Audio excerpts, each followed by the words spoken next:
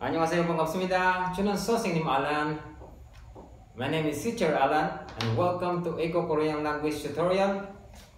So, mga beginner natin dyan, sa mga gustong matuto in Korean, sa mga Korean fans natin dyan, sa mga opas natin dyan, sa mga nuna, sa mga halmoni, harabuji, kay oma, kay opa, this is exactly for you. So, hindi ko na patatagalin pa guys. So, meron ako dito mga Korean words. So, i-identify natin siya at babasahin natin siya isa-isa. So, meron ako ditong ito. Basahin nyo nga ito guys. Ano ba ito? So, tama. Yache. Yache.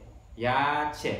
Yache or vegetable. So, repeat after me. Yache.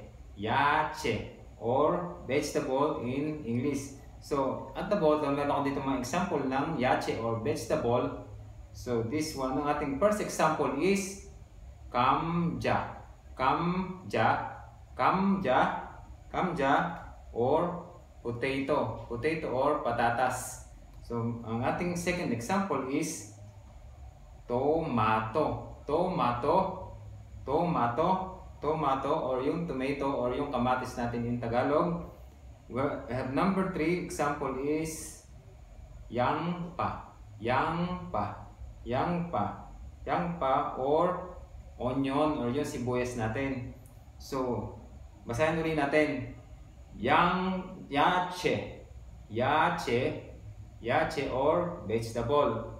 So, ang ating next one is kamja, kamja, kamja. So, kamja natin or patatas.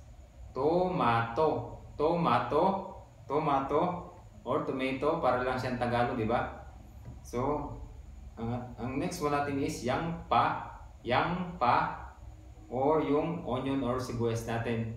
So guys, I hope may natutunan kayo sa lesson natin ito. So please like and subscribe to my channel for more updated videos.